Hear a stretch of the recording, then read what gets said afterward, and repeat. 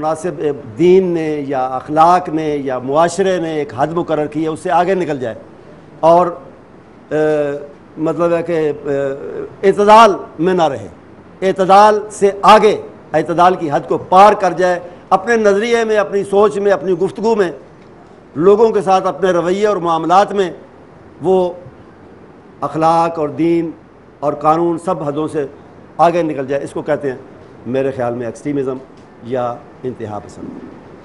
نام بتا دیں۔ ظہیر بیگ۔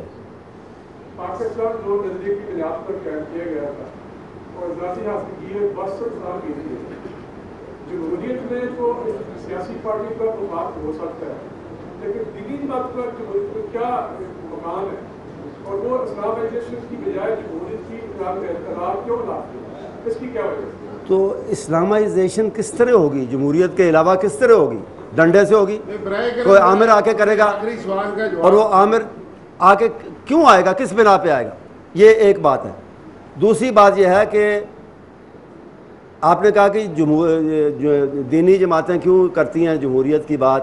شاید آپ کے ذہن میں یہ بات ہے کہ وہ جمہوری طریقے سے کبھی برسر اقتدار نہیں آ سکتی، شاید آپ کے ذہن میں یہ بات ہو۔ برسر اقتدار آنا ضروری نہیں ہے۔ جمہوریت میں یہ جو آزادی اظہار کی بات ہے، اظہار کی آزادی ہے، کسی اور سسٹم میں نہیں۔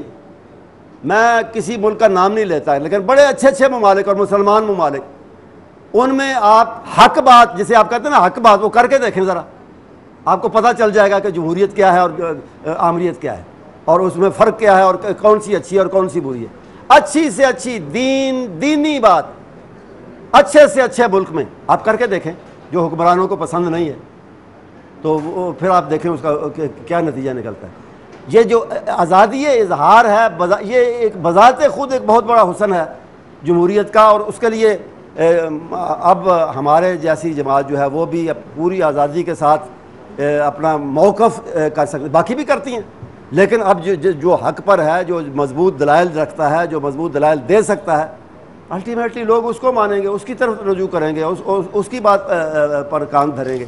تو یہ آزادی اظہار کی وجہ سے میرا خیال ہے کہ دینی جماعتوں کو جمہوریت کی حمایت کرنی چاہیے۔ دوسری، جیسے میں نے کہا تھا کہ آزادی اظہار ہوگی، اپنا کام کریں گے، عوام کو شعور دیں گے، تذکیر و تبلیغ کریں گے، تو پھر ہی اب اس کا حکومت بنانے کے لحاظ سے ثمر خواہ کو اور لے جائے، لیکن اس میں بات جو ہے وہ دینی جماعتوں کا فرض ہوگا۔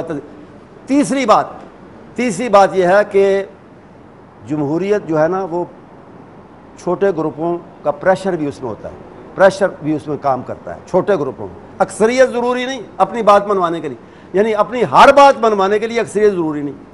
بہت سی باتیں چھوٹے گروپ اگر ان کی کوئی مؤثر سیاسی سٹینڈنگ ہو پارلیمنٹ میں، پارلیمنٹ کے باہر ان کا ایک مؤثر وجود ہو، تو وہ اپنے مطالبے سے لوگوں پر کو باہر لانے سے، یا ویسے پتہ ہے لوگوں کو کہ لوگ ان کے پیچھے ہیں، ان کی بات سننی پڑے گی، 2 4 10 ممبر، تھوڑے ممبر لیکن ہیں، ان سے معاملہ کرنا پڑتا ہے اکثریت والوں کو، ان کی بات ماننی پڑتی ہے، ساری نہیں تو کچھ ماننی پڑتی ہیں۔ یہ 3 باتیں ہیں جس کی وجہ سے دینی جماعتوں کو بھی جمہوریت کی حمایت کرنی چاہیے، اور وہ کرتی ہیں۔ جی بہت بہت شکریہ جی، میں جناب پروفیسر ساجد میر صاحب کا اور آپ تمام حاضرین کا مشکور ہوں کہ آپ لوگوں نے ہم نوائے وقت کے لیے، نیشن کے لیے اور وقت نکالا۔ بہت بہت شکریہ۔ بہت شکریہ۔